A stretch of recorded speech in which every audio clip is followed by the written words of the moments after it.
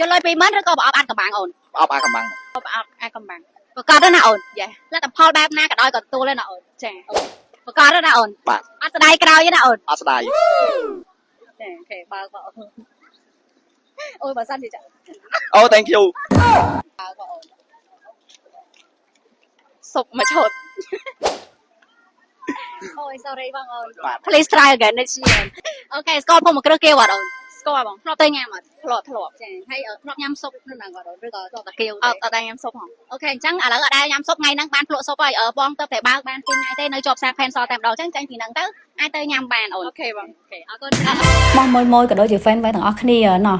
ភូមិគ្រឹះគៀវ hot របស់ចែបើកនៅសាខា Pencil នៅមាត់ទន្លេយើងហ្នឹងគឺចាប់ផ្ដើមបើកហើយអញ្ចឹងកុំភ្លេចមកជួយគ្រប់គ្រងផងណាហើយថ្ងៃនេះគឺសប្បាយចិត្តខ្លាំងមែនតើ idol សម្រាប់គឺគាត់ជាភ្ញៀវទី1ហ្មងដែលមកជួយ support អញ្ចឹងកុំភ្លេចចេញមកទាំងអស់គ្នាគឺទីតាំងគឺនៅចិត្ត Walk Street ទេបើសិនជាដើរតាមមកទន្លេ hot ហើយកុំភ្លេចមកជួយគ្រប់គ្រងស៊ុបនឹងគៀវរបស់ចកាផង